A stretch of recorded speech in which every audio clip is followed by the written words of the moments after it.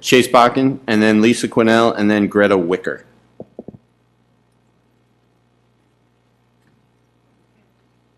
We have 4 people that have time. I'm wondering if we could collectively do that. Okay. That'd be great if you could coordinate. So who else do we have? We have.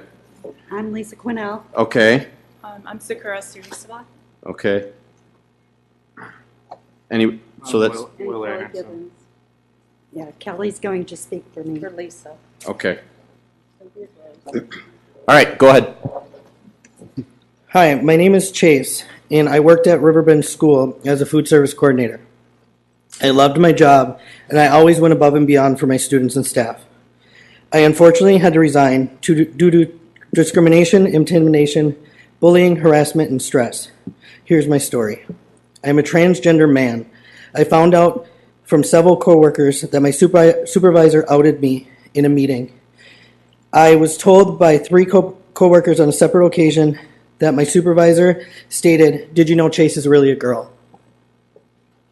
So then, September 2016, I went to Minneapolis Office of Equity and Civil Rights. I told the director my story, and he said he would look into it for me.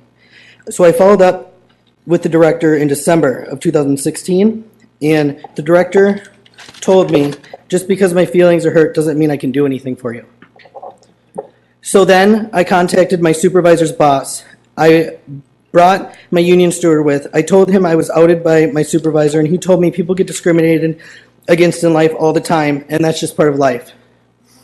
He also told me that I should not have brought union with. It just makes things worse for me.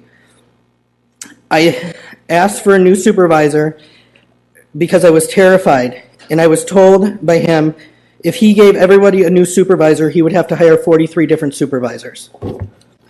Then for the next year, I experienced retaliation, bullying, harassment, intimidation from both my supervisor and her supervisor. I was never supported by any members of management and food service. According to district policy, I am supposed to be protected from these issues. So I ask you, are you going to support transgender rights this time around?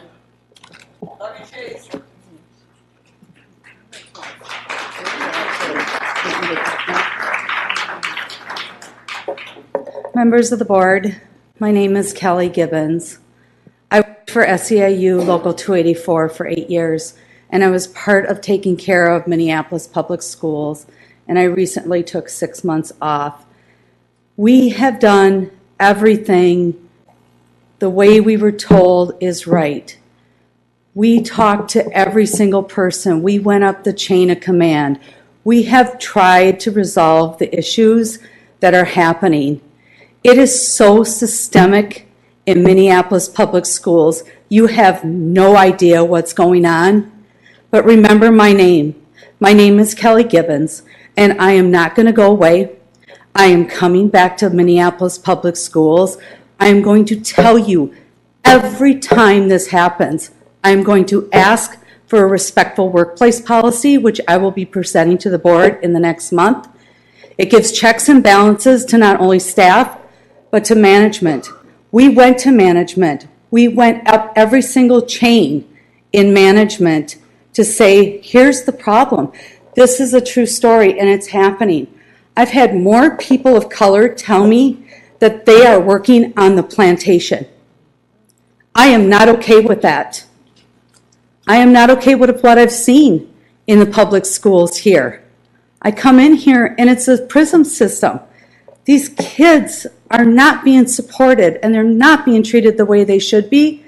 And the staff is here to support these kids.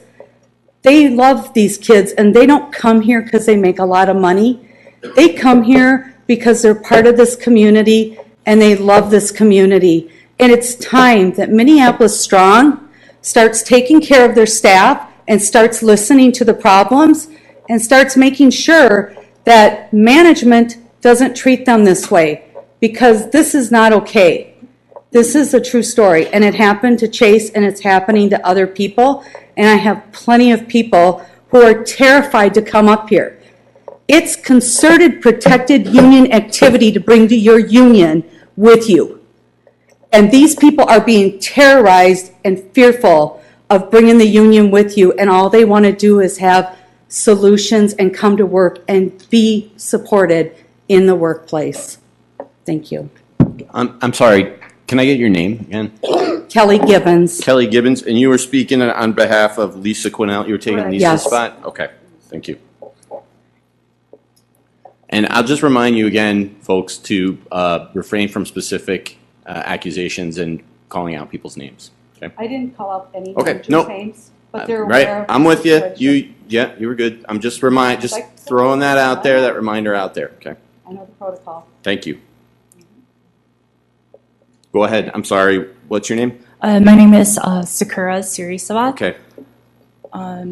and I wanted to also address the issues about this transgender staff members and employees, and also students I don't feel are being protected or being supported in the school district. I have also faced challenges and discrimination similar as Jay's, not trying to compare who had it worse, but I experienced some transphobic attacks that left me traumatized, and I brought it up to management.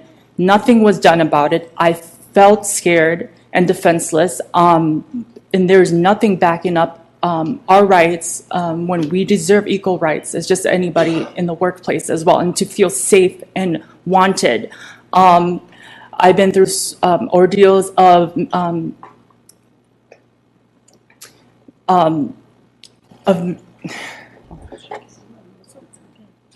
it's really hard for me to speak about it, but it's like I've been diagnosed with major depression and PTSD, getting medicated for that due to the experience I had within the school district. I was a food service coordinator for Whittier Public School. I loved my job until I had experienced the things that nobody should have experienced in the past summer, and even being turned away from getting help. And I miss my job. I love the kids I worked for. I did everything I did to the best of my ability to do my job or come to work every day, but to have to worry about my safety shouldn't be the issue to do my job. And my job is important as anybody's job here in the school district. And my job is to nourish their bodies and their minds to be able to learn what they need to learn and be the futures, the future, our future. So with that said, I wanted to say what is the school districts are going to do for the transgender community and children here. There's a lot of transgender, non-conforming gender students here in the district, and we cannot be invisible. We need our rights being heard. And yes, we need our rights. And it's now, and it can't be later. It is now. It has to be done now. And there's no. So that's all I needed to say. Thank you. Thank you.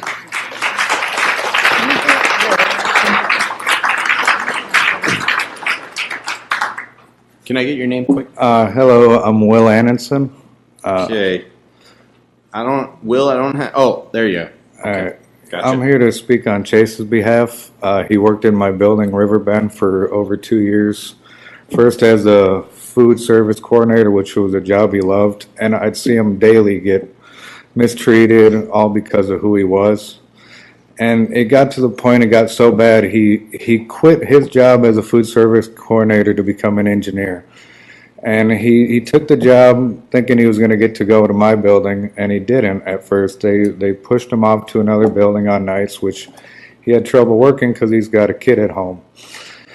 He finally got to my building through some strings I had pulled. He was there for about 2 weeks before his old supervisor from food service saw him there. She called some of my supervisors, and before I know it, he was being yanked out of my building the very next day, all because of who he was. And I just don't think that's right.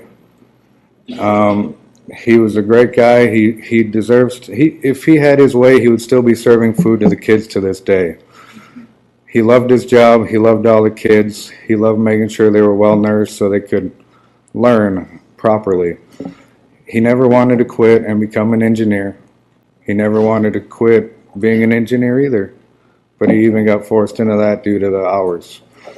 So I just think that things need to change. These people, I mean, deserve rights just like all of us. You know, there's no reason for this discrimination just because who they are. So I'm going to cut it short there. I don't know what else to say. Okay, thank you, sir. Thanks for listening.